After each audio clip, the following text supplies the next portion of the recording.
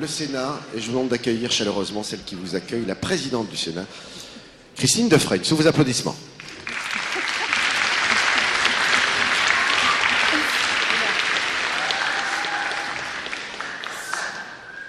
Voilà, chers enfants, beste Kinderen, mesdames et messieurs les anciens combattants et résistants, mesdames et messieurs les représentants des associations patriotiques, dames en heren oud-strijders en weerstanders, dames en heren leden van de patriotische verenigingen, chers membres des mouvements de jeunesse, beste leden van jeugdverenigingen.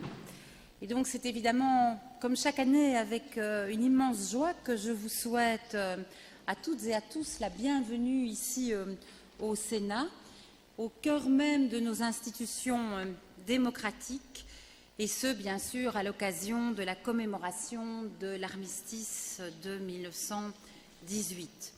Alors, je voudrais vraiment vous remercier d'avoir participé à la cérémonie d'hommage et de commémoration au tombeau du soldat inconnu, puisque cet hommage, ce n'est pas seulement le témoignage de notre gratitude à l'égard de tous ceux qui se sont sacrifiés, qui ont souffert dans leur chair pour nous rendre notre liberté pendant ces guerres qui ont ravagé et détruit l'Europe, c'est aussi cette commémoration une façon de dire « jamais plus ». Et nous ne pouvons pas nous permettre d'effacer ces événements de notre mémoire collective parce que les leçons de l'histoire nous sont trop précieuses, même si on ne les retient jamais tout à fait, jamais suffisamment. Benjamin Franklin, een van de founding fathers van de Verenigde Staten, zei ook dat geen goede oorlogen zijn en geen slechte vredes. Het is een wijsheid die nog steeds al te vaak in de wind wordt geslagen. Oorlogen woeden ook vandaag in Syrië, in Irak, in Afghanistan, in Libië en zoveel in andere landen. We zien het lijden ervan elke dag op televisie, maar ook door de duizenden vluchtelingen in onze eigen steden en straten. Dans une guerre, mes chers enfants, les gens n'ont vraiment rien à gagner. Ils perdent leur emploi, bien sûr, mais leur maison, leur village, leur ville. Ils perdent leurs proches, ils perdent leur vie. Et la grande leçon à tirer d'une guerre, elle est toujours la même. Plus jamais ça. Pas de bonne guerre, mais c'est tellement regrettable que cette vérité élémentaire soit toujours oubliée. Alors, chaque année, le 11 novembre, je suis heureuse que des jeunes peuvent rencontrer ici au Sénat des personnes qui ont connu la guerre, des personnes qui, comme combattants, comme résistants, comme prisonniers, ont vécu dans leur chair la cruauté, l'inhumanité de la guerre. Des personnes qui peuvent nous dire à quel point une guerre ne fait que détruire, une guerre ne construit jamais rien. Des personnes que l'on gagne à connaître si on veut éviter les erreurs du passé. Laten we ook vermelden voor diegenen die voor het eerst dit Alfront betreden, dat de Duitse bezetter deze plek tijdens de Eerste Wereldoorlog heeft gebruikt als militair rechtbank. Er zijn de burgers die de moed hadden zich te verzetten tegen de bezetter, ter dood veroordeeld werden. U ziet de namen hier bij elke kant van onze halfrond. Et donc, la commémoration de l'armistice du 11 novembre n'est pas qu'un simple rappel des choses du passé. Elle est vraiment l'occasion, pour nous, chers enfants, de réfléchir au monde d'aujourd'hui, au monde de demain, au monde que nous voulons, au monde que nous ne voulons pas.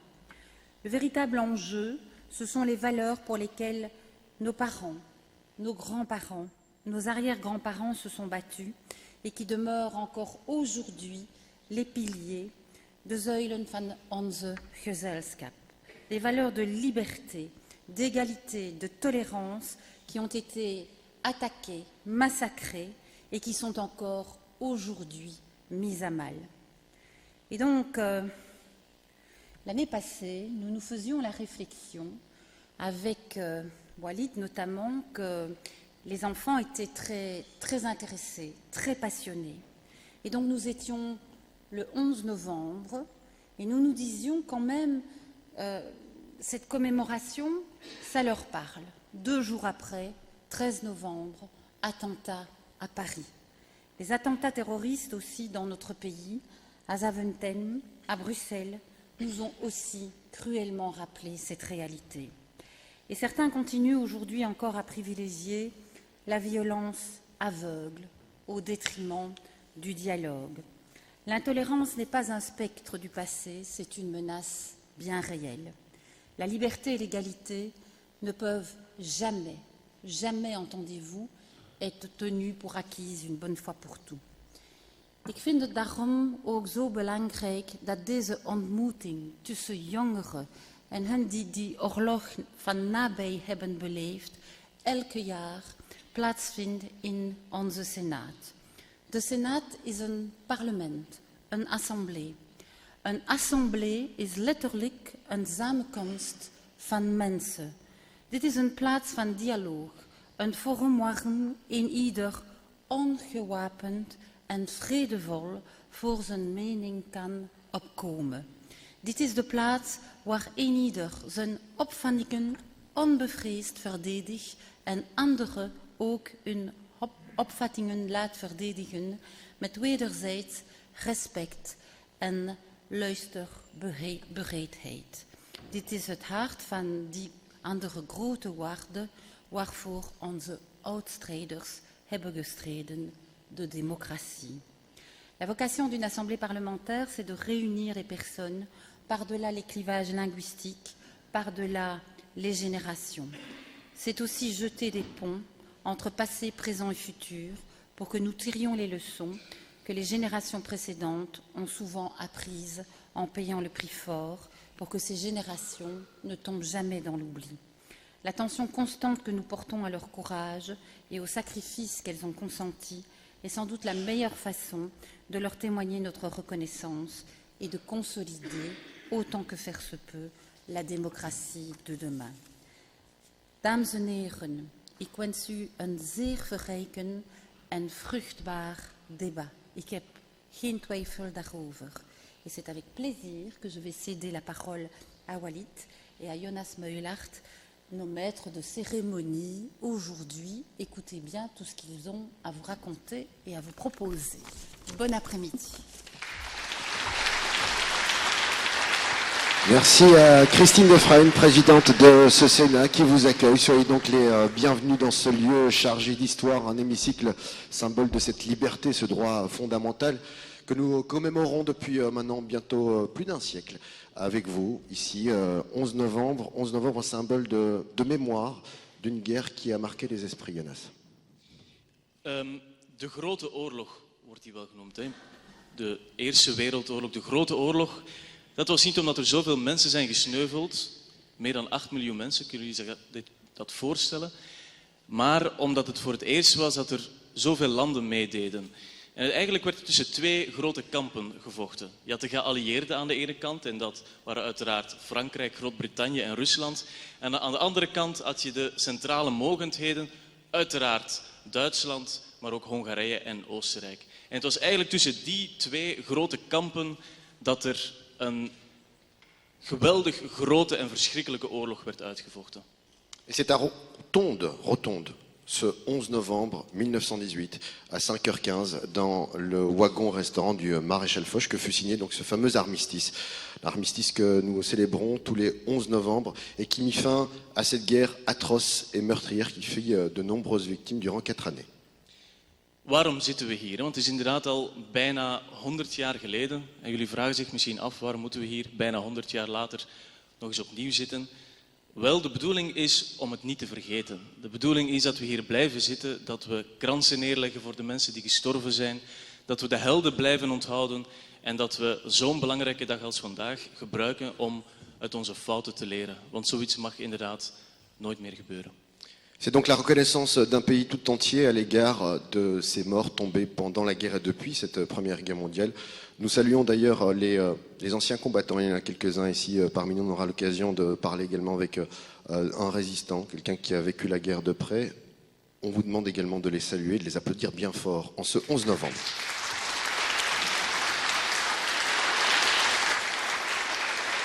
Hommage au courage et au patriotisme de ces héros, nos héros.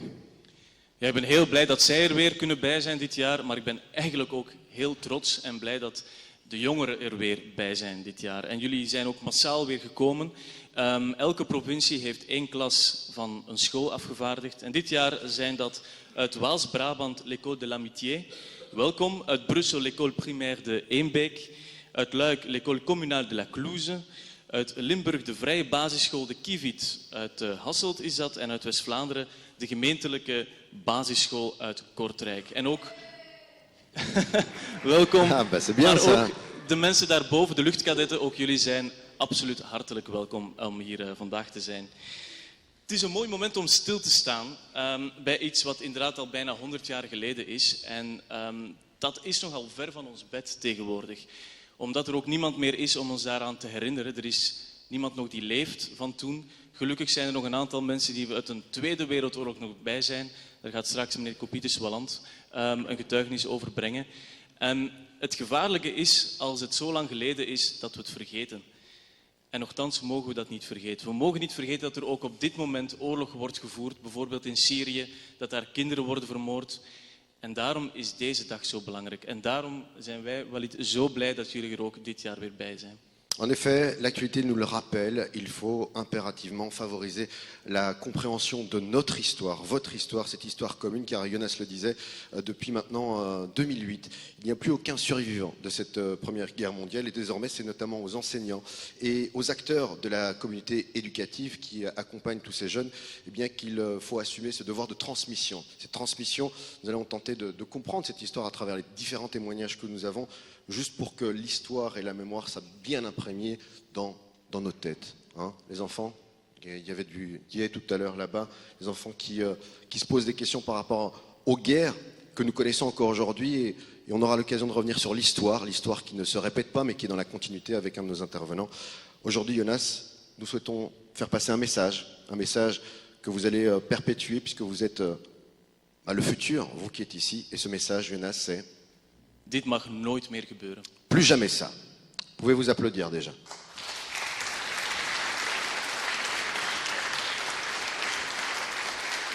Alors durant cette séance, vous aurez l'occasion bien d'entendre différents intervenants aborder justement cette mémoire, cet événement que nous commémorons aujourd'hui ensemble, l'histoire, le quotidien de ces enfants. Vous allez pouvoir également poser toutes vos questions à nos différents intervenants. D'un côté, monsieur Kopiters, que je vous demande d'applaudir très chaleureusement, qui d'année en année, je trouve, de plus en plus jeune. Maar jullie mogen natuurlijk ook vragen stellen, want het is de bedoeling dat jullie hier ook uit leren. Straks gaan deze twee heren, dus meneer Kopitis-Walland en meneer Van der Wild, gaan hier praten over wat het is geweest om kind te zijn tijdens een van de 2 oorlogen. Als die mensen zijn uitgepraat, dan is het aan jullie. Dan mogen jullie vragen stellen. Jullie mogen alles vragen wat jullie willen weten over die wereldoorlogen. Ik zie dat er een aantal mensen nog geen koptelefoon op hebben. Alles wordt vertaald in het Nederlands en het Frans. Dus als jullie het niet begrijpen, zet die koptelefoon maar op. En als jullie straks een vraag hebben, dan moeten jullie gewoon heel beleefd jullie hand omhoog steken en dan op de knop duwen van de microfoon en jullie vraag stellen. Voilà, nous allons pouvoir commencer cette séance de commémoration avec de futurs enseignants. Ils nous viennent de Cato Vives et ils vont aborder avec nous bien toute cette question en temps de guerre, l'impact qu'elle a eu sur les jeunes et les moins jeunes. Je demande d'applaudir chaleureusement les étudiants de Cato Vives.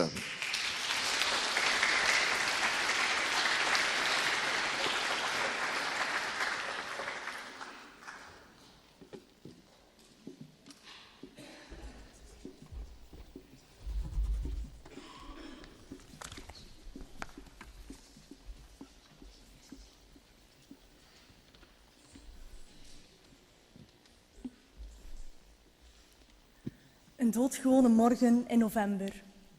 Witte grafstenen, rechtopstaand, rij op rij op rij. Enkel de stilte zucht hier.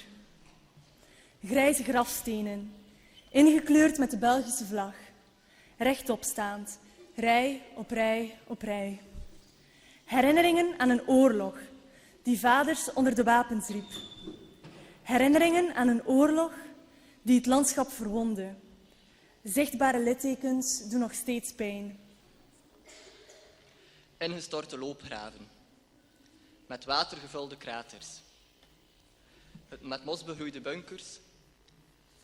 De mensen die het meemaakten, zijn niet meer.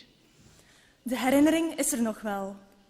De herinnering leeft verder in Familieverhalen, foto's, aanzichtkaarten, medailles, monumenten. herinneren is ook herdenken en gedenken. Jullie kwamen daarnet samen rond een vlam die altijd brandt bij het graf van een onbekende soldaat. Een vlam die nooit wil uitdoven. Een vlam die erover waakt. Dat we niet vergeten wat een oorlog doet. Met een kind, met een moeder, met een vluchteling, met een soldaat aan het front. Jullie kwamen daarnet samen, jong en oud, om een bloemenkrans neer te leggen. Uit eerbied, uit dankbaarheid. We willen niet vergeten wat mensen en kinderen meemaakten en nog steeds meemaken. Als mensen elkaar de oorlog verklaren. 28 juni 1914. Samen met zijn echtgenote bezoekt de aartshertog Frans Ferdinand Sarajevo. De aartshertog is troonopvolger van het Oostenrijks-Hongaars Rijk. Het is een prachtige zomerse dag om een rondrit te maken in de stad. Plots weerklinkt een pistoolschot. De troonopvolger wordt dodelijk geraakt. De Duitse keizer greep deze aanslag in Sarajevo aan om de oorlog te verklaren aan Frankrijk. Het Duitse leger eist dat het door België mag marcheren om Frankrijk aan te vallen. Een internationaal verdrag waarborgt echter de neutraliteit van het kleine België. Als land België zou binnenvallen, dan moeten de andere landen bijspringen. De Belgische regering weigert de Duitse vraag. Op 4 augustus 1914 valt het Duitse leger dan toch België binnen. De kranten schrijven erover. L'indépendance. Belges, la patrie est en danger. La neutralité violée. Belges, debout. Het volk. Ziet, de nood breekt uit. Onze grenzen zijn bedreigd. Zoals beloofd komen Franse en Britse soldaten België mee verdedigen. De wereld leeft mee met het leed in België. Poor little Belgium. Remember Belgium and list today. Onmiddellijk bij de Duitse inval slaan duizenden mensen op de vlucht. Naar Frankrijk, Engeland, Nederland. De pastoor van Dikkebus, bij Yper, schreef in zijn dagboek: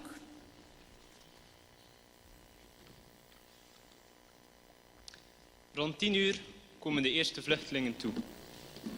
Wat een droevige stoet. Veel wagens vol kinderen en vrouwen. Voetgangers met zware pakken. Anderen zonder iets. Omdat ze de tijd niet gehad hebben om iets mee te nemen. Hier en daar een man die een koe leidt. Verdriet en moedeloosheid op hun gezichten. En toch, in het hart de zoete hoop dat ze diezelfde week nog zullen mogen terugkeren naar huis. Tijdens de vlucht raken gezinsleden gescheiden. In de eerste oorlogsmaanden verschijnen advertenties in de kranten om elkaar terug te vinden. Op 30 augustus 1914 probeert Frans Laermans uit Leuven zo via de Nieuwe Gazet een spoor van vrouw en kinderen te vinden. Frans Laermans, wonende te Leuven, Oratoriumhof, zoekt zijn vrouw en kinderen op, die gevlucht zijn op een wagon waarover zwarte huif en op 4 wielen. Op de wagen zaten 3 vrouwen 6 kinderen en 2 mannen. Ze schijnen te verblijven in de omstreken van Sint-Niklaas, Brugge, Deinze, Gent of Antwerpen. Bovengemelde Frans Leermans woont te Antwerpen. Hans Hoenmaert, 13. Gelief inlichtingen te geven per dépêche, op kosten van gemelden Frans Leermans. De troepen van de Duitse keizer veroveren in 2 maanden tijd het grootste deel van België en houden het bezet. In oktober 1914 valt de opmars van het 4e leger stil. Mijn naam is Hendrik Gerard, schipperszoon, geboren in Nieuwpoort. In Nieuwpoort woont de rivier de IJzer in de zee. Ik ken de rivier de IJzer als mijn broekzak. Ik weet wanneer men de sluizen van de afwateringskanalen in Nieuwpoort moet openen. Samen met de soldaten zorgde ik ervoor dat het zeewater de polders binnenstroomde. Zo ontstond er een groot binnenmeer tussen de Duitse en de Belgische kampen. Ik riskeerde mijn leven. De sluiswachters waren gevlucht, dus hield ik 4 jaar lang de wacht bij de sluizen. Later werd ik afgebeeld op een bankbiljet.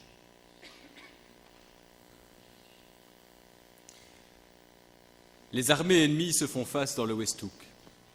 Parfois, elles sont séparées de 20 mètres à peine. Les soldats s'abritent dans les tranchées qu'ils ont creusées.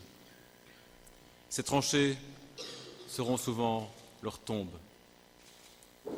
Les tranchées sont consolidées par des planches et des poutres et par des petits sacs remplis de sable ou de terre, comme on les utilise aujourd'hui encore en cas de risque d'inondation. Les soldats espèrent recevoir des nouvelles de chez eux, mais les Belges qui habitent le territoire occupé par les Allemands ne peuvent pas écrire aux soldats au front. Dans d'autres pays, les enfants ont la possibilité d'écrire à leur papa au front. Mon cher papa,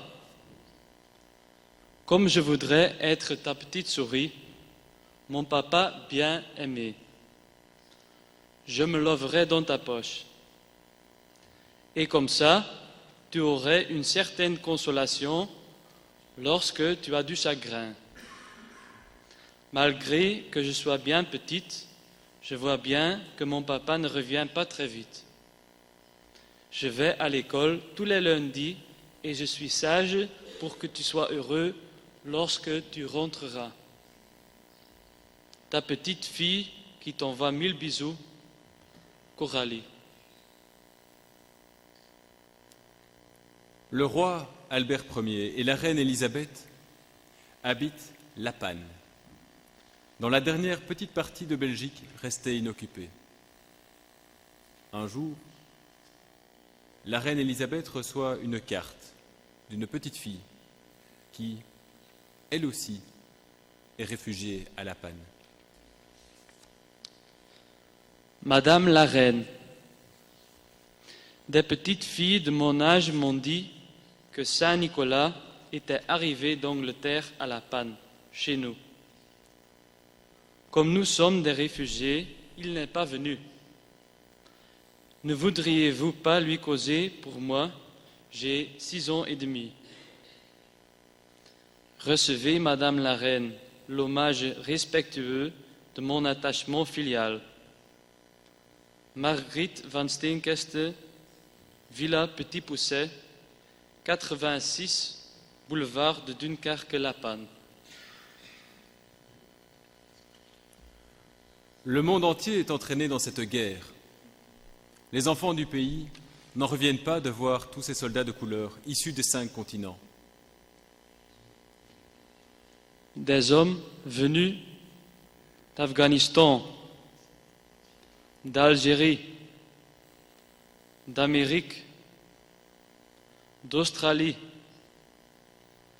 de Birmanie, du Canada, de Chine, de Côte d'Ivoire, d'Égypte, d'Inde, de Jamaïque, du Mali, du Maroc, du Népal, du Pakistan, du Sénégal, de Tunisie et du Vietnam.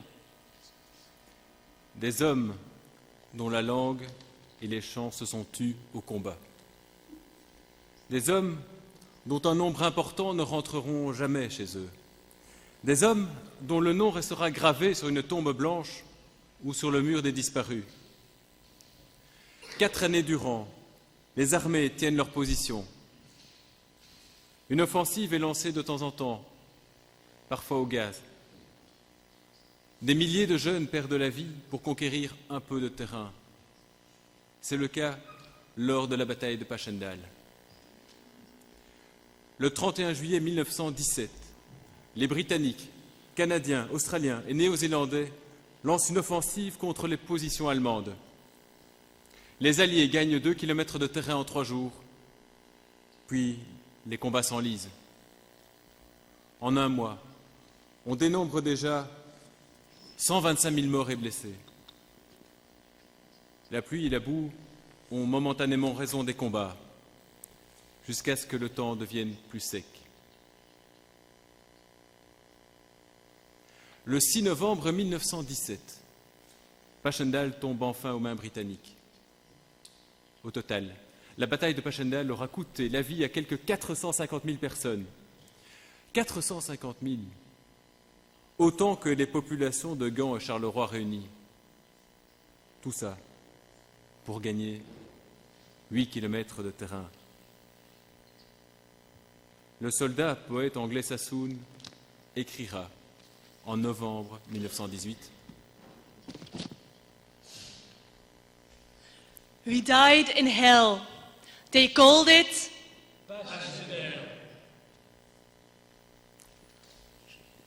Après 4 ans de combat, les Alliés, renforcés par le soutien des États-Unis d'Amérique, parviennent à faire une percée. L'armée allemande est repoussée.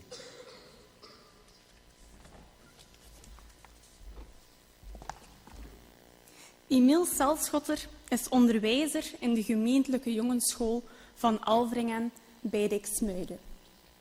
2 van zijn zonen, Louis en André, zijn soldaat in het Belgisch leger. In zijn dagboek lezen we op 28 september 1918. Deze morgen om 2:30 uur horen we de eerste kanonschoten die het begin van het algemeen offensief aankondigen. Rond 3:30 uur wordt het geschut zeer hevig. Dan zwakt het af. Om 7 uur veel regen.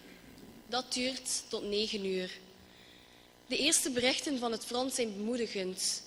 Onze soldaten verrichten goed werk. Andrea de deurwaarder is gewond, gelukkig niet erg. Hij vertelt: de koude en de dorst zijn het ergste als je gewond ligt en niet weg kunt uit je loopgraaf. Ik heb water uit een granaattrechter geslabberd, terwijl voor en achter mij de obussen ontploffen.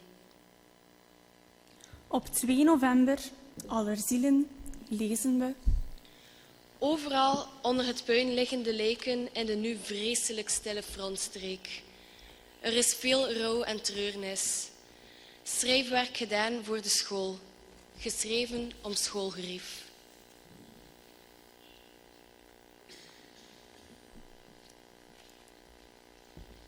Nos pertes de soldats belges. Nos pertes de soldats pendant la guerre, ainsi qu'il résulte d'une déclaration faite par le ministre belge de la Défense nationale, se sont élevés à tués 843 officiers, 20 247 hommes de troupes, décédés par suite de blessures, de maladies, d'accidents, 729 officiers, 16 523 hommes de troupes,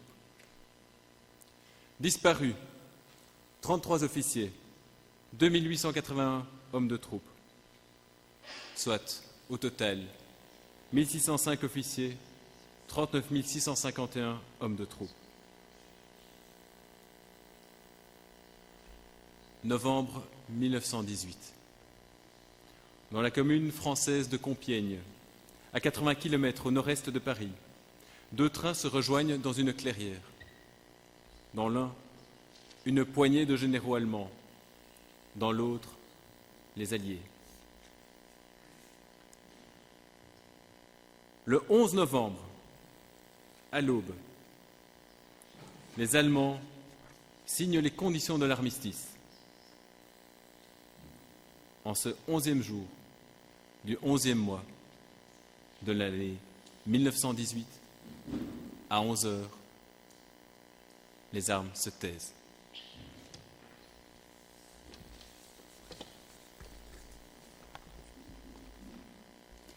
Op de 11e dag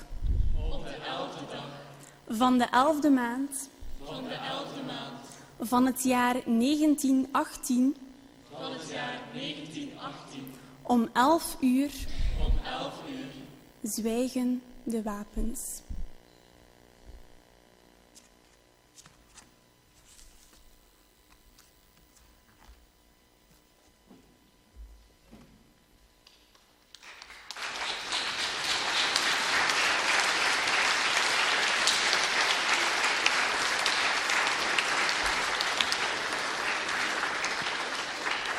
Applaudissements, ouvriers chaleureux aux étudiants Cato, futurs étudiants et futurs professeurs d'histoire. Merci à vous.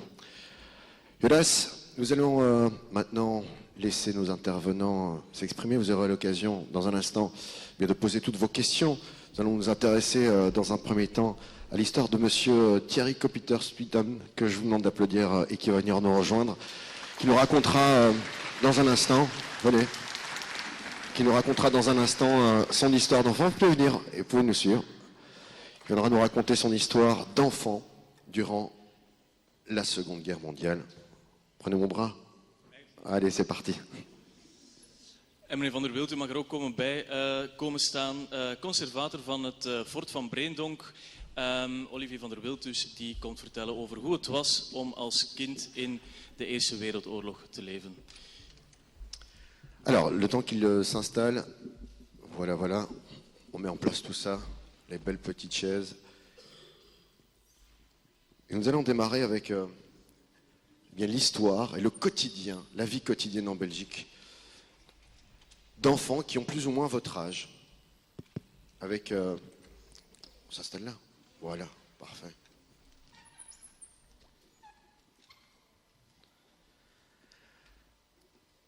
L'histoire et le quotidien des enfants durant cette Première Guerre mondiale. Ce quotidien et ces enfants qui ont le même âge plus ou moins que ceux qui occupent les sièges de ce Sénat aujourd'hui. Voilà, effectivement, donc je me suis dit que j'allais remettre un petit peu en contexte la vie des enfants en 14-18. Je vais le faire assez court pour que M. Copiters puisse s'exprimer, pour que surtout vous puissiez poser des questions. Ik zal het wel in het Frans houden, maar daarna als jullie wensen natuurlijk vragen stellen, u bent ook welkom, iedereen is welkom.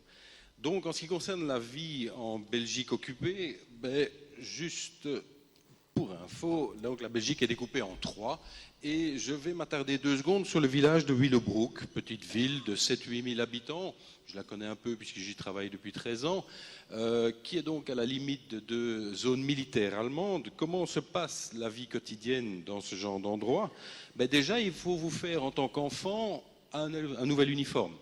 L'uniforme allemand qui va dorénavant habiller vos rues, jour et nuit, vous serez sous leurs ordres, qui plus est. Il va falloir vous faire aussi à ce qu'il y ait une propagande qui sans cesse vous revienne aux oreilles. Je vous ai donné ici, s'il veut bien, il veut plus. Ah voilà. Voilà quelques images de propagande auxquelles les enfants étaient soumis à l'époque. Vous avez l'empereur allemand à droite, les mains ensanglantées, le couteau à la main, et 3 jeunes enfants plutôt à la gauche, dont l'un dit comment est-ce qu'ils embrassent leur papa, puisqu'on accusait les Allemands de couper les mains des enfants. qu'on comprenne bien, propagande, c'est une forme de publicité. Tout à fait. Donc en fait, la propagande, c'est effectivement, sans arrêt, sans cesse, vous donner des idées, souvent fausses, et qui visent à transformer votre esprit, à vous faire détester quelqu'un, à vous le faire adorer. Ce serait une sorte de super publicité, si vous préférez. Il faut se dire aussi que votre vie comme enfant, dans cet environnement, l'environnement a changé également.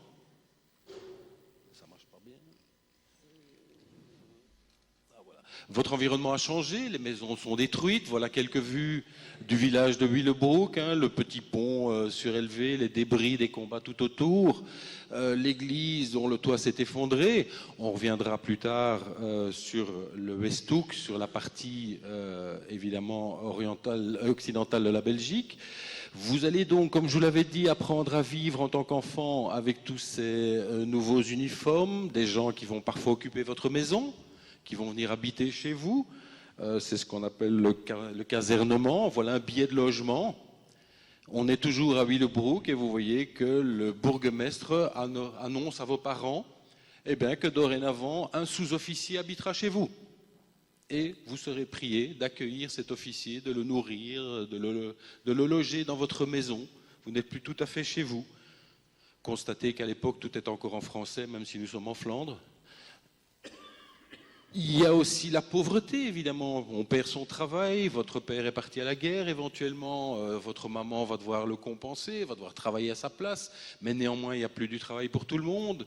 La pauvreté s'installe, avec la pauvreté, la pénurie de nourriture, il faut chercher à manger, quasi en permanence. Dans le cadre de Willebroek, on servira des centaines, voire des milliers de repas quotidiens, parce que les gens ne savent plus faire à manger, donc les enfants seront envoyés dans des grandes cantines où ils mangeront ensemble le peu qu'on veuille bien leur donner. Voilà par exemple la demande d'aide de la soupe à Willebroek. On parle quand même de 1254 familles qui seront aidées sur à peu près 6000, 7000 habitants. Donc c'est énorme, évidemment. Un cinquième de la population bénéficie de cette aide, ou doit bénéficier de cette aide. Et voilà, vous auriez mangé dans de telles conditions la soupe communale du quartier, tous attablés, pas mal de prêtres qui vous auraient aidé, comme c'était le cas à l'époque. Voilà. Oui, là, je passe rapidement, mais tout sera réglementé dans votre vie dans un pays en guerre.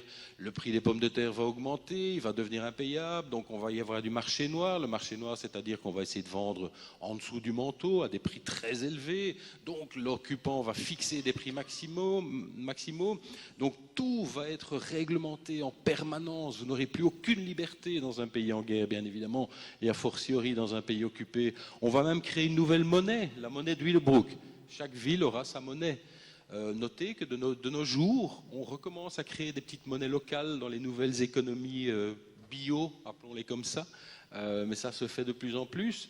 Votre vie, ce sera toujours sortir votre passe. Vous ne pourrez plus vous balader librement, il faudra montrer un laissez-passer en permanence. Vous ne pourrez plus aller voir le copain dans le village d'à côté, parce que le village d'à côté, vous n'y accéderez plus. C'est ça votre jeunesse aussi dans un pays en guerre. Alors... c'est quand même assez aléatoire. On va y arriver. Normalement, il est là. Voilà. Ah non, il ne veut plus. Oui, donc voilà, ça c'est juste pour un titre indicatif. Alors regardez ici, je vous ai mis le brevet d'un petit garçon, entre guillemets petit garçon, de 17 ans, qui avait été déporté en Allemagne pour travailler en usine. Donc à 17 ans, il est déjà privé de ses parents, envoyé en Allemagne pour participer à l'effort de guerre allemand. Et il ne reverra ses parents, il aura encore la chance de les revoir que plusieurs années plus tard. Et à l'école, on y vient. Qu'est-ce que vous faites à l'école ? Évidemment, du calcul, de la lecture, vous apprenez l'histoire. Mais surtout, quand vous regardez dans les détails, on vous parle de la souscription publique, on vous parle de la guerre. Vous allez travailler sur tous des faits. Vous allez travailler dans un alphabet, par exemple, comme vous voyez bien, c'est l'alphabet de la guerre. La lettre A, c'est artillerie. La lettre C, c'est canon. Tout votre environnement, tout ce que vous entendez est en rapport avec la guerre. On conditionne la haine avec des punitions aussi, non ? Exact. Vous êtes puni, eh bien vous allez recopier 10 fois. Ayez toujours la haine des Allemands.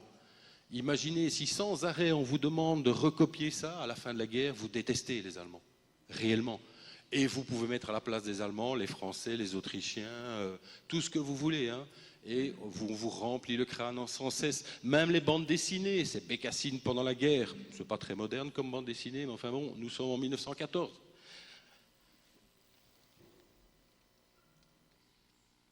On vous déguise en petits soldats pour aller à l'école. Ça, ce sont des étudiants bruxellois en 1915. On leur met un petit béret avec le petit drapeau belge en miniature. Vos jouets durant la guerre, c'est quoi les jouets durant la guerre? Pour les petites filles, une infirmière. Quelle infirmière? Edith Cavell. Edith Cavell est une infirmière britannique, anglaise, qui sera fusillée par les Allemands parce qu'elle faisait de la résistance. Du coup, toutes les petites filles doivent apprendre à être, entre guillemets, comme Edith Cavell, une héroïne. Et elles doivent jouer à la poupée avec une petite infirmière. Regardez les petits garçons, qu'est-ce qu'ils font? Ils jouent à la guerre. On leur donne des petits canons miniatures, on leur donne un Allemand en forme de brouette, comme ça ils peuvent l'humilier, le charger de saleté. Donc tout est fait pour vous apprendre à être finalement quasiment des futurs petits soldats. Nous sommes en temps de guerre, il faut vous éduquer à ça. Alors, je vous ai parlé d'un petit village en guerre rapidement, Willebroek. Dites-vous qu'évidemment, la situation là était difficile. Pas assez à manger, pas de travail, pas de liberté, pas moyen de bouger, peu de distractions, la propagande qui vous apprend sans cesse à détester l'ennemi. Imaginez ce que c'était dans les zones de guerre, où on se battra, ce qu'on appelle le Westhoek, hein, la partie occidentale du front en Belgique, la partie vers la Panne, Nieuport, Dixmude, dont on a parlé tantôt, où là les combats dureront pendant 4 ans, tout sera inondé, les bombardements seront terrifiants, les villes sont rasées. Alors quel est le quotidien des enfants? D'abord, les jeunes futurs étudiants nous l'ont montré, être sur les routes. On fuit les combats, on part, on emporte tout ce qu'on peut, on met sur des carrioles, on fuit. Mais parfois le père n'est pas là, il est déjà à la guerre ou il est mort. Parfois on est parti sans lui, donc il va falloir le rechercher, comme les jeunes gens nous le disaient tantôt. Voilà comment vous êtes véhiculés, des soldats qui retrouvent 2 jeunes gens et qui les mettent sur une brouette pour les pousser. Mais voilà aussi dans quel état est votre maison. Ça vous rappellera peut-être des photos qu'on voit maintenant quasiment tous les jours à la télévision. Ça s'appelle Alep, ça s'appelle la Syrie. Voilà encore 2 photos d'une famille dont la mère est évidemment un peu en pleurs au vu de ce qui reste de sa maison.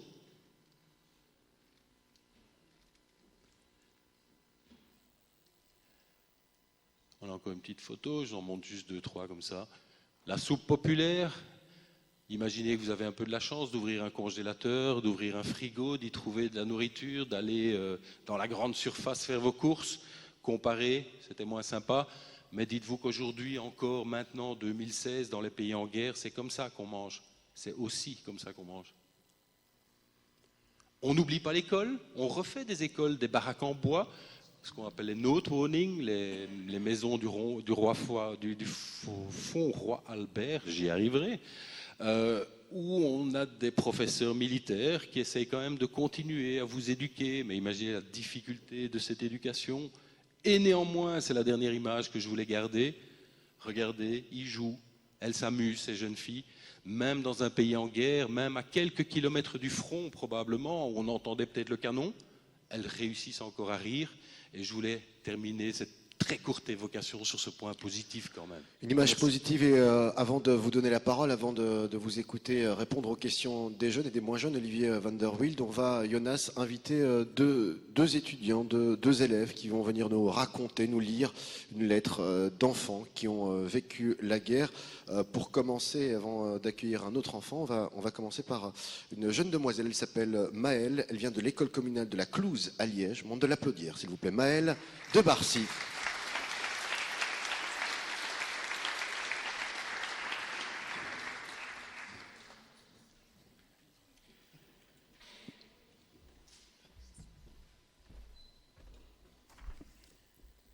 Témoignage d'Audrey Lamsens. Je n'avais que 4 ans lorsque la guerre a éclaté. Nous habitions dans une ferme. Maman avait voulu savoir ce qu'il se passait et s'était mise en route avec mes 5 frères et sœurs aînés. J'étais trop petit pour les accompagner et j'étais restée à la maison auprès de papa. Mais ma maman et mes frères et sœurs ne sont plus revenus à la maison. Ils n'ont plus pu rejoindre la maison. Ils ont dû suivre les réfugiés et se sont finalement retrouvés quelque part en France. Je suis restée seule à la ferme avec mon papa durant toute la guerre. Il est plusieurs fois arrivé qu'un Allemand vienne à la ferme pour voler quelque chose, des œufs par exemple. Un jour, un Allemand a même essayé de voler un cheval. Papa s'est précipité vers cet Allemand et je savais qu'il allait se fâcher très fort. C'était très dangereux parce qu'il l'arrêterait et le jetterait en prison.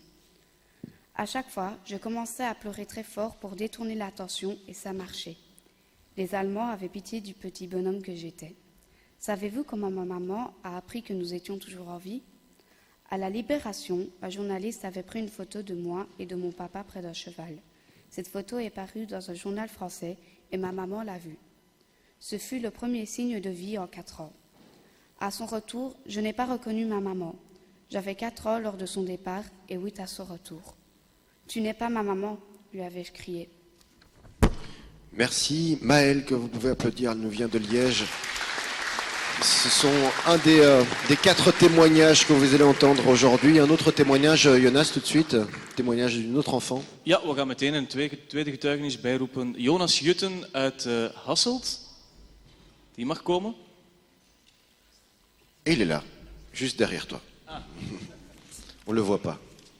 Getuigenis van Germain Broekaert. In 1914, als de Duitsers naderen, is mijn papa niet thuis.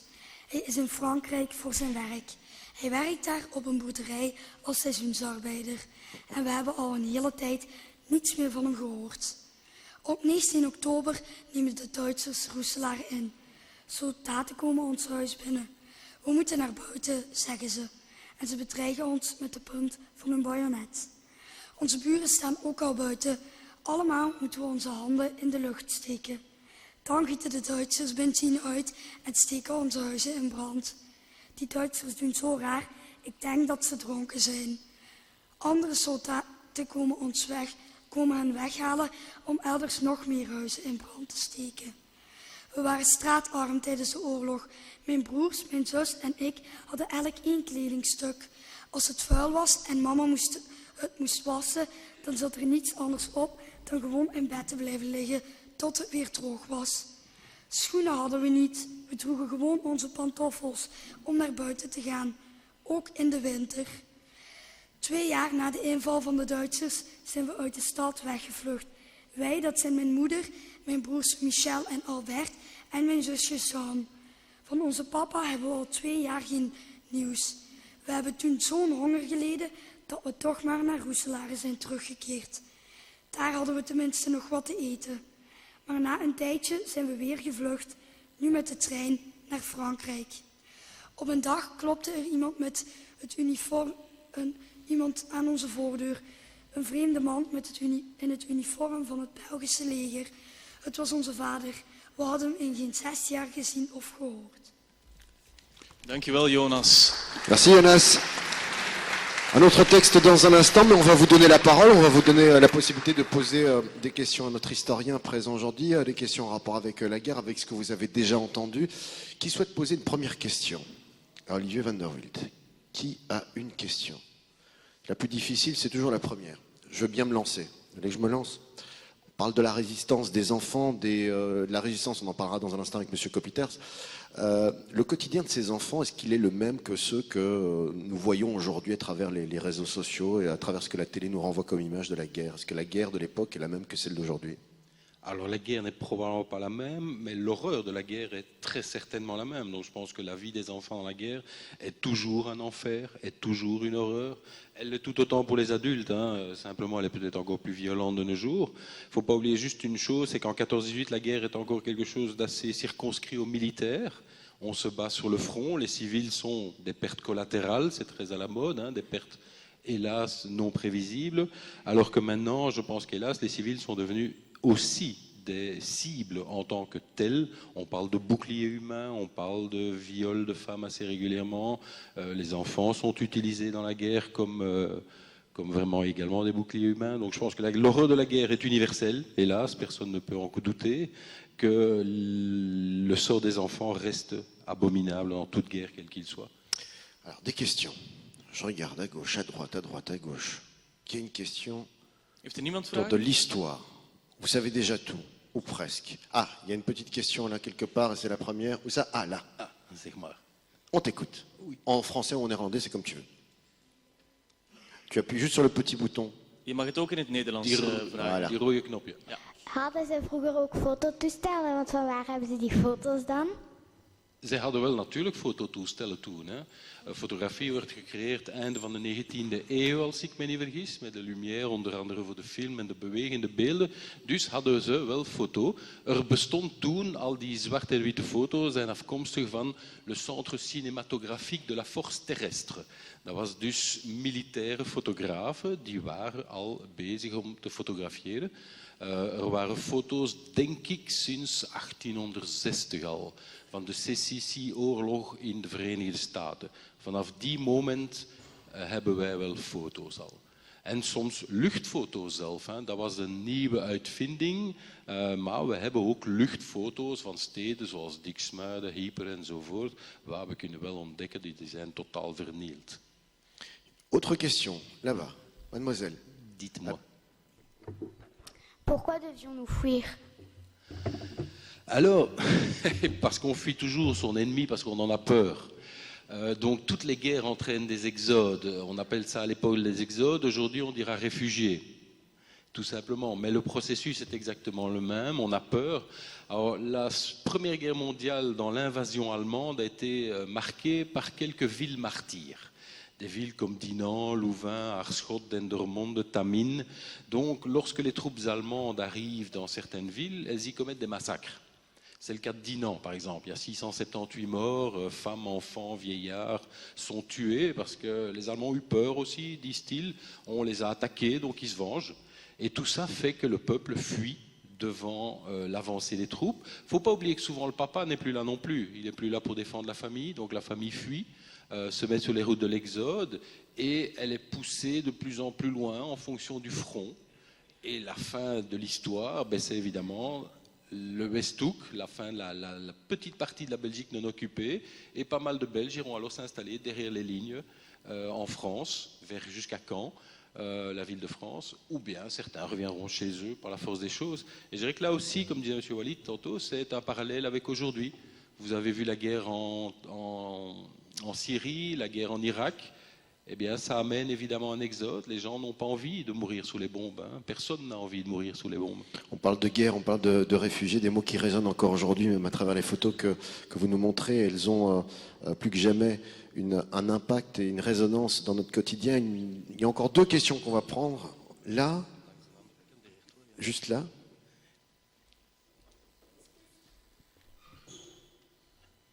Est-ce que c'est possible qu'un enfant ait pas retrouvé ses parents et qu'il vit tout seul?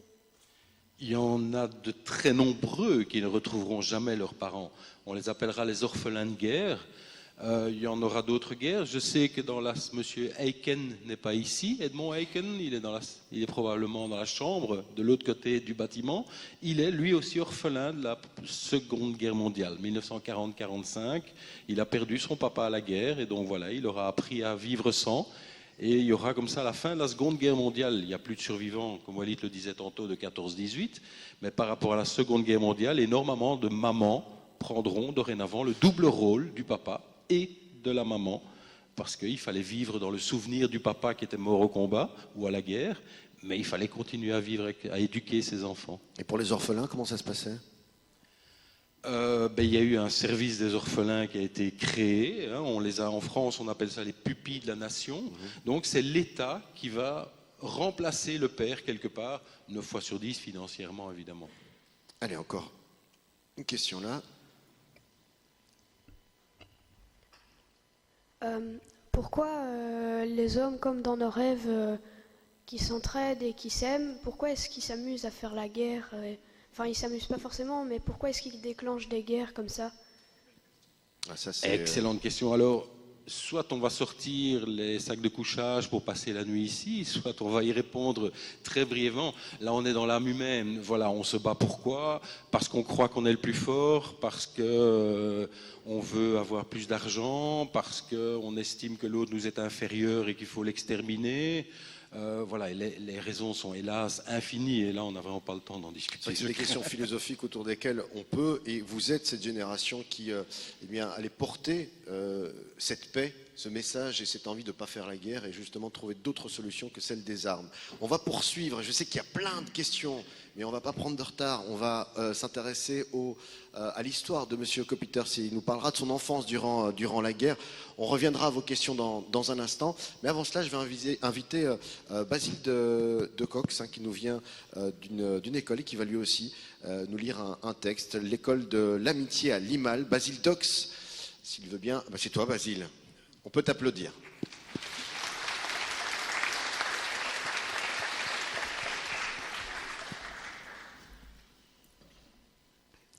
Un jour, les Allemands avaient placardé des journaux muraux pour annoncer, non sans une certaine fierté, la capture de 40 soldats britanniques. Avec mes camarades, Michel Grimont-Pré et André Lobel, je décidai alors d'arracher quelques-unes de ces affiches et de les déchirer. Ça leur apprendra, me disais-je. Mais un soldat allemand nous avait aperçus et nous fûmes arrêtés sur le champ. Nous n'avions beau n'être encore que des morveux de 15 ans, nous allions passer devant le tribunal de campagne. Nous devions nous excuser et payer une amende de 150 marks. Si nous ne pouvions pas la payer, nous devrions passer 10 jours en prison. J'ai refusé et j'ai dit qu'il me paraissait tout à fait normal de défendre ma patrie. J'avais à peine prononcé ces mots que 2 gendarmes allemands m'empoignèrent au nez et à la barbe des passants. Au final, je me suis retrouvé 3 semaines en cellule et mes parents ont dû payer une amende de 500 marks. Même mon directeur d'école fut rappelé à l'ordre. On l'obligeait à suspendre les cours d'anglais et à sermonner ses élèves. Il vous est formellement interdit de lire les affiches, de les déchirer, de les souiller ou les endommager d'une quelconque manière. Il contrôla également la présence de matériel prohibé dans les pupitres et les cartables des enfants. Tout élève en infraction fut immédiatement sanctionné. Nous avions la peur au ventre. Le commandant local allemand fit même réaliser une affiche relatant notre impudence et les peines qui nous avaient été infligées, en signe d'avertissement. Après coup, je me suis dit que si j'avais su à quoi je m'exposais, je me serais bien gardé d'arracher cette affiche. Il n'empêche, je ressens quand même une certaine fierté. Témoignage de Julien Van Moerbeek. Basile Dox, que vous pouvez applaudir, de l'école de l'amitié à Limal. On parle de la résistance et on va en parler, Jonas, tout de suite, de la résistance. Dankjewel, Basile. Ik heb daarnet al veel vragen gehoord van jongeren die wilden weten hoe het was om als kind in die oorlog te leven. Iemand die het zelf heeft meegemaakt zit hier naast mij, meneer Kopiters Twaland. Goedemiddag. Ja, fijn dat u er weer kan bij zijn dit jaar. 10 mei 1940. Herinnert u zich die datum nog? Ja, 10 mei 1940, de eerste dag van de oorlog.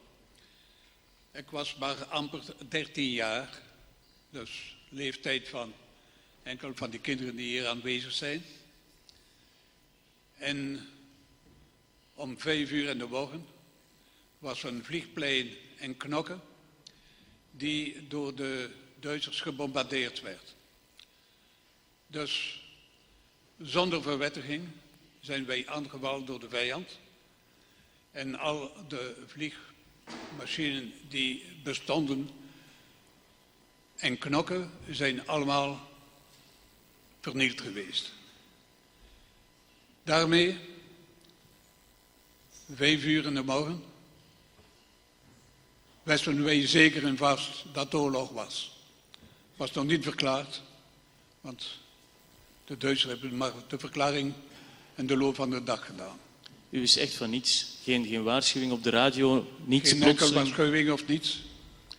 En als de Duitsers naar de ministers geweest hier zijn in Brussel, Spaak heeft gezegd, u hebt geen woord te zeggen, ik spreek eerst. En heeft de Duits weggestuurd. Oorlog was gebroken. Wat een kind doet op 14 jaar? Wel,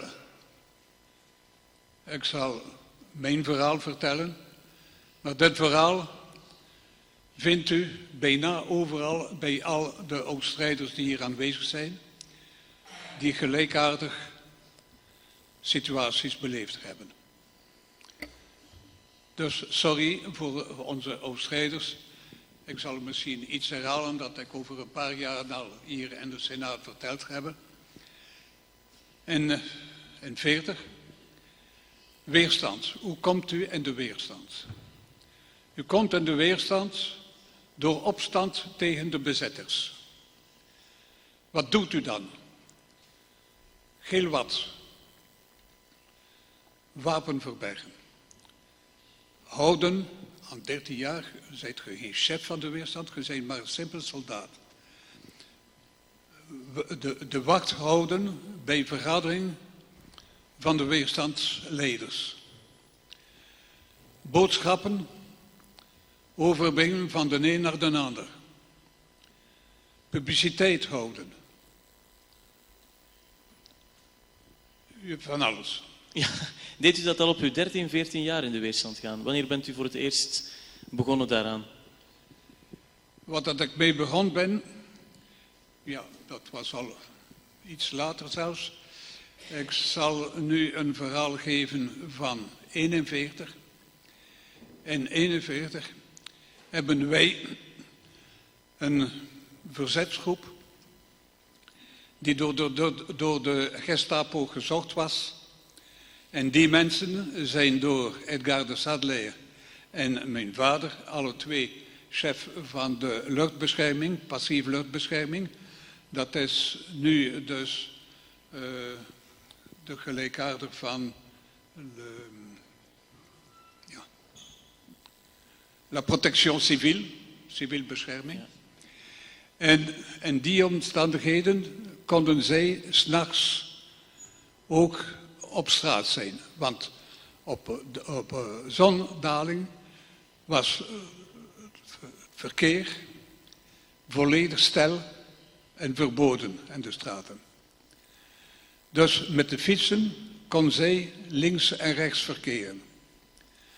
Wat hebben zij dat gedaan als weerstanders? Er waren in de nacht plaatsen die onbewaakt waren door de Duitsers, die reserve waren om wapens te herstellen. Wel, ze hebben dan de slagveer, dus de percuteurs, kapot gemaakt. Ja. Dus op het moment dat ze die geweer in Rusland zo gebruiken, of gelijk waar, met te schieten, was geen schot. En waren de mensen van onze kant met een kans meer om te leven. Ja. Dat was 1. Ik heb in 1941 een ander geval gehad, mens gezocht door de Gestapo, die ontsnappen werden naar Engeland per boot. Dus al de voorbereiding van die ontsnapping, die mensen te laten onderduiken, eten brengen alle avond. En ik wil u maar zeggen, als u 13 jaar of 14 jaar zijt en de donker eetwaar nemen en ongeveer een kilometer en een half afstand maken en de donkerdagen, of de donkere nachten, sorry, hebt u het idee dat achter elke boom een Duits zou kunnen staan. Dus dat was zeer onveilig. En ik ga u zeggen, ja, ik heb dikwijls schrik gehad als u hier en daar een hond zag weglopen of het een of het ander. U dacht, ja, maar het is een Duitse jachter die de hond zit. Er is niets die geldachtig is om te zeggen, ja, ik ben beter dan een ander. Nee, u moet voorzichtig zijn, want die mensen hebben honger. En u moet die mensen warm eten geven. Wel, dat is een spoor van alle dagen. Ja, alle dagen eten geven thuis, dat is geen probleem. Iedereen doet dat. Maar in de oorlog en de donker, op 1000 meter van huis, is dat heel iets anders. Dat is wel een zware verantwoordelijkheid voor een jongen van 13, 14 jaar. Ja. Inderdaad. U bent bij de weerstand geweest. Op een bepaald moment was de bevrijding er, was de oorlog gedaan. Wat is er toen met de weerstand gebeurd met het geheime leger? Ja, dan het geheime leger, dat is een beweging die ontstond is in 40 al. Onmiddellijk na de de wapenstilstand hebben de officieren en de soldaten van het Belgisch leger gezegd, wij hebben iets verloren hier, maar de oorlog is nog niet gedaan, wij willen vechten tot het eind. En dan hebben wij met de Maquis en al die mogelijkheden die ons bestond, hebben wij daar mogen werken. De Maquis en de Vlaanderen was heel anders dan de Maquis en de Walen. En de Walen zijn daar enorm veel bossen, dus u kon u wegbergen. En de Vlaanderen, daar hebt u veel minder mogelijkheden en veel minder kans voor. Dus dat is een andere manier van weerstand te bieden. Maar die weerstand laat ons wel herinneren dat aan de kust waar wij woonden toen, dat was in Knogge, dat was spergebied. En spergebied wil zeggen dat u geen 5 kilometer van huis mogen weggaan. En 5 kilometer van huis en Knogge, dat is niet moeilijk.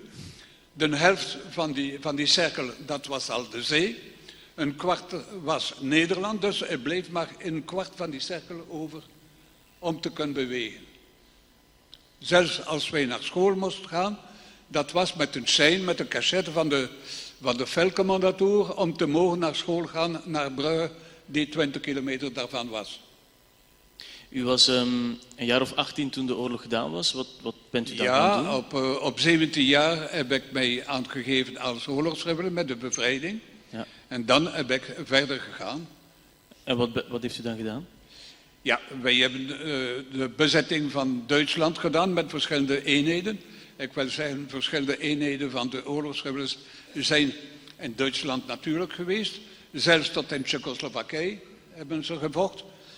Een voorbeeld, de 5e bataljon, die hebben de fameuze depot van naft van de Amerikanen in brand gestoken op het moment dat Pieper met zijn tanks naar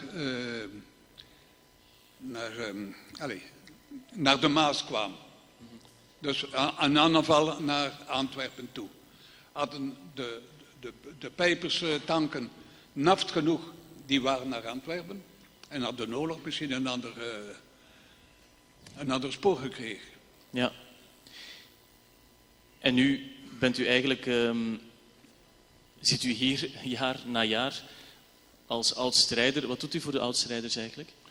Ja, na de oorlog heb ik natuurlijk een job moeten vinden. Ik heb geschreven naar verschillende maatschappijen, lijkt iedereen het nu doet. Nu nog niet voor de jongeren die hier zijn. Dat is komt in de jaren. Maar, en ik ben aangenomen geweest door een Engels maatschappij waar ik 35 jaar lang voor gewerkt heb. Ja. En nadien heb ik mij ingezet ten voordele van de oud-strijders, waar ik zeer actief voor ben. Ik ben in verschillende verenigingen. Ik ben gekend door de meeste van de oud-strijders die hier zijn. En ik heb enorm veel chance. Ik ben gevolgd door onze leden. Die zijn naar dezelfde richting toe. Die willen een beter België krijgen. Die willen van die genegenheid dat we hadden van zo lang vrede te hebben tussen 1418 en 1445. Want tussen 1418 en 1445 was maar 20 jaar. En wij hebben 70 jaar overwinning en 70 jaar vrede sindsdien. Laat ons die vrede bewaren. Laat ons nog verder voorwerken. Ja, absoluut. België bestaat als één staat, laat ons als één staat blijven. Ja, oké. Heel erg bedankt, meneer Coppitis-Walland. Zometeen gaan jullie nog meer vragen kunnen stellen aan meneer Coppitis-Walland over zijn kindertijd tijdens de oorlog. Maar eerst gaan we luisteren naar Lene Verholleman uit West-Vlaanderen. Een applausje mag wel. Vous pouvez applaudir aussi.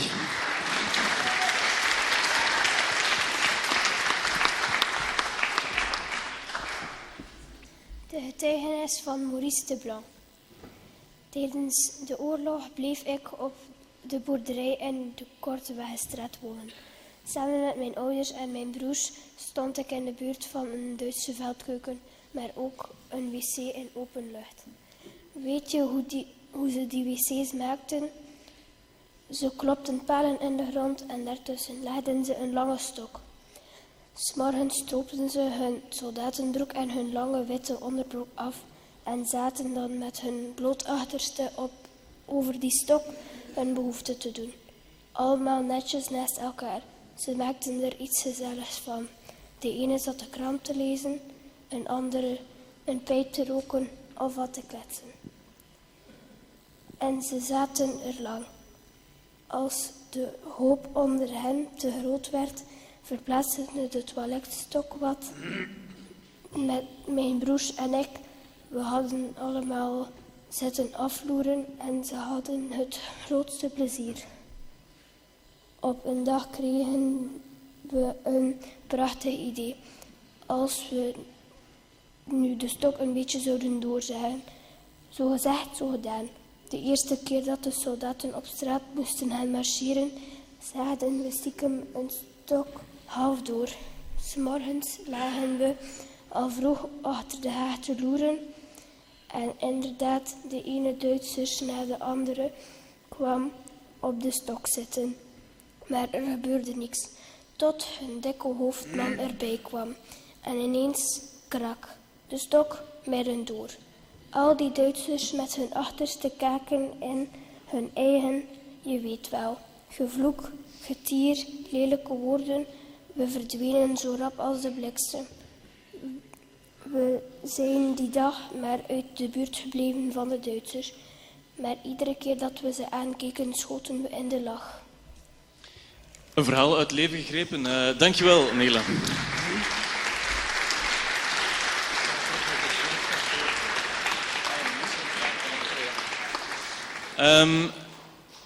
Zijn er vragen voor meneer Kopieters van Land? Ja, daar van achter. Probeer je de microfoon eens aan te zetten, zodat iedereen je hoort? Of heb je geen micro aan? Of anders gewoon heel luid roepen. Is dat dan niet eng om tegen de wet van de Duitsers in te gaan? Is het dan niet erg of eng? Eng. Is het niet eng om tegen de Duitsers in te gaan? Ja, dat als u voor of tegen de Duitsers zijt, als u de Duitsers als vijand uw land bent treden, dat is geen spraat over, u zijt tegen. Dat is het antwoord. Ja? Ja, zeg. Hebt u ooit oog in oog gestaan met de vijand? Heeft u ooit oog in oog gestaan met de Duitsers? Heel dikwijls. Heel dikwijls, want ik woon toen in Knokke. En Knokke was spergebied. Dat wil zeggen oorlogszone. En daar hebben wij duizenden Duitsers gezien. En heel dikwijls zijn wij, dus hebben wij de weg van die Duitsers gekruist. En op het moment dat ik met sluikbladeren aan te verdelen was, kwam die Duitsers ook rond. Wij moesten ook opletten. Dat zijn illegale kranten die je bedoelt? Dat zijn illegale kranten. Ja. Om de morele van de bevolking te doen stijgen. Ja?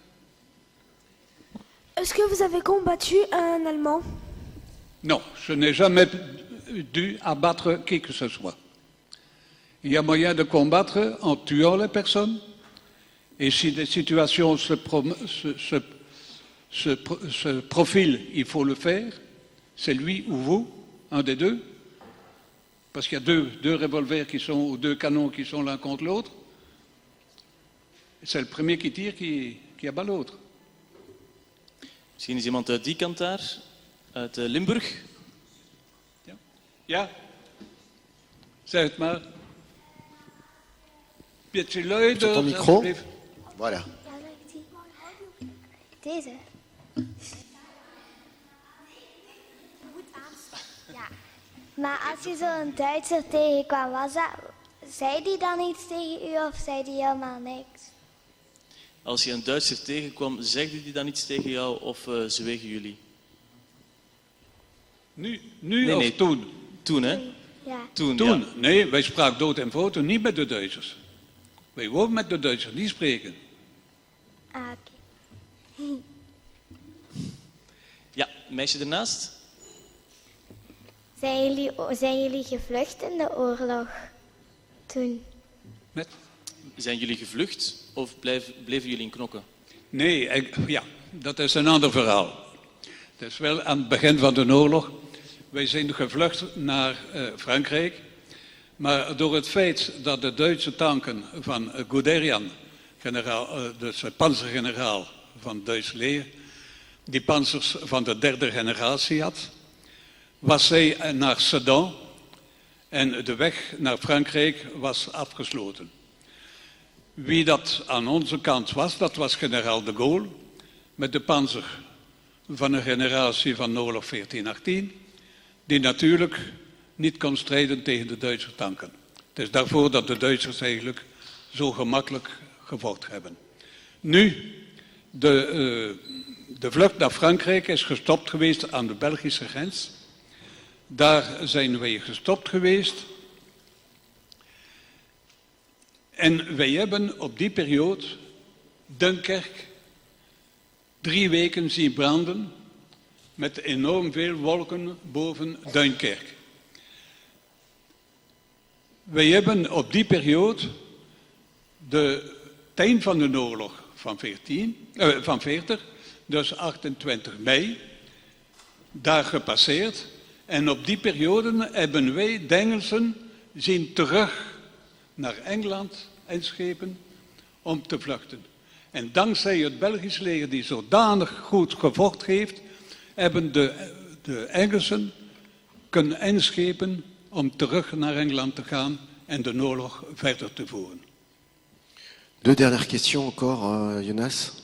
Iemand uit een andere provincie? Ja, daar bijvoorbeeld? Est-ce qu'il y avait beaucoup d'hôpitaux?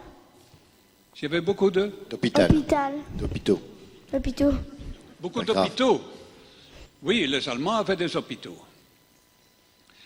Mais les hôpitaux britanniques, je ne les ai pas vus, ceux-là. Nous? Oui, mais les hôpitaux, je vais raconter une histoire d'hôpital. Ceci est à la fin de la guerre, à Knokke. Il y avait un hôpital militaire, un médecin militaire allemand et un médecin militaire belge, qui était un médecin dentiste, qui était le docteur Matelaar, qui est devenu le bourgmestre de Knokke. Ces 2 médecins, ensemble, ont opéré pendant tout le siège de Knokke, c'est-à-dire la fin, Bruges a été libéré le 12 septembre et Knokke a été libéré le 1er et le 2 novembre. Oui, je dis bien. Donc ça fait 2 mois de combat. Et pendant ces 2 mois de combat, il y a eu énormément de militaires et de civils blessés. Et ces 2 chirurgiens ont opéré jour et nuit dans le même hôpital et aux mêmes tables d'opération. Nog een laatste vraagje misschien. Ces personnes qui ont été opérées étaient autant des militaires allemands que des Belges civils.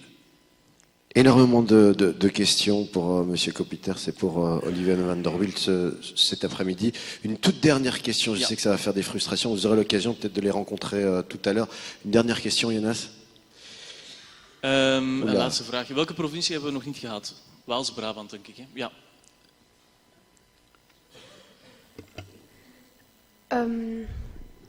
Est-ce que vous avez aussi eu quelques moments joyeux? Des moments joyeux. Toi, tu poses beaucoup de questions philosophiques. Hein. Oui, là, je dois dire, j'ai eu des moments tristes, oui, mais des moments joyeux, non. Des moments tristes, ça, je peux t'en citer un, et j'en suis encore ému. C'est quand les SS, la Gestapo, est venue arrêter mon père. C'était en avril 42. Et d'avril 42 à mai 45, il y a 3 ans et demi. Et pendant 3 ans et demi, je n'ai plus de nouvelles de mon père. s'il était vivant, s'il était mort, où il était en Allemagne. On ne le savait pas. J'étais à l'armée quand mon major m'a appelé. Il a dit, Kopiters, 24 heures de congé, va à Bruxelles. Je suis allé à Bruxelles, qu'est-ce que je vais aller faire à Bruxelles? Votre père est rentré.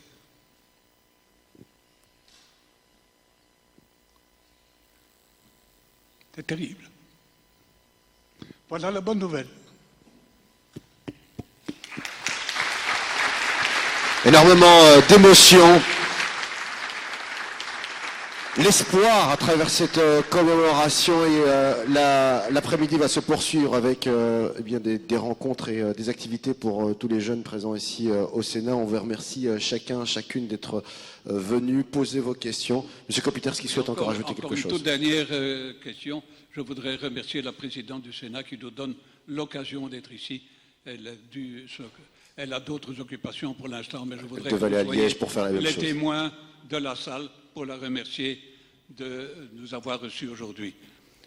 Ik vraag van de voorzitter van de Senaat te danken voor de gelegenheid die ons gegeven is om vandaag de vergadering te mogen hebben. Merci à monsieur Kopiters, à monsieur Van der Wiel qui ont animé ce début d'après-midi qui va se poursuivre. Jonas, on ne le rappellera jamais assez, la guerre c'est pas ce qu'on voit à la télévision, dans les films, c'est pas ce qu'on voit dans les jeux vidéo. La guerre c'est une réalité qui continue aujourd'hui à faire énormément de victimes, on le voit aux quatre coins du monde.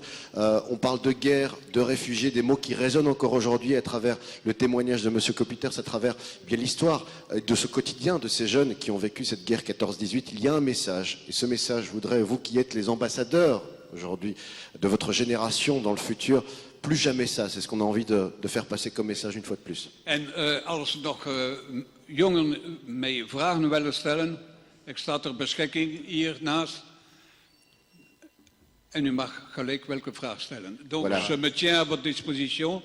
Si vous avez des questions à poser, je me trouverai ici dans un instant et vous me poserez les questions que vous souhaitez poser. Merci, dank u. Voilà, één adres. Als u nog vragen heeft, meneer Kopiters staat ter beschikking. Ik heb nog een praktische mededeling. Blijkbaar zijn er sleutels vergeten in het beige salon. Die zijn hier bij mij op te halen in dit zakje. Dus mochten jullie sleutels missen, dan liggen die hier. Ik wil jullie ook nog eens bedanken, zoals Walid al heeft gezegd. Ik denk dat er een belangrijke les geleerd is vandaag. En dat oorlog niet is zoals in films of spelletjes, maar dat het echt is. En dat is denk ik iets wat meneer Kopiters hier weer heeft aangetoond vandaag. Geniet nog van de dag en onthoud het. Dit mag nooit meer gebeuren. Effectivement, plus jamais. Mais ça, autour de vous, parlez-en, parlez de cette journée, de ces témoignages que vous avez vus, communiquez avec eux et incitez d'autres jeunes à être parmi nous l'année prochaine pour bien marquer une fois de plus cet espoir qu'on n'espère plus jamais voir ça. En tout cas, merci à nos intervenants, merci à vous. Vous pouvez une fois de plus vous applaudir. Merci aussi de nous avoir reçus et à toute l'organisation. Pas mal d'activités vont se poursuivre et on vous dit l'année prochaine. Merci. Jongeren die zijn trouwens op de animatie verwacht en voor de ouderen is er een hapje en een drankje op een receptie. Nog eens bedankt.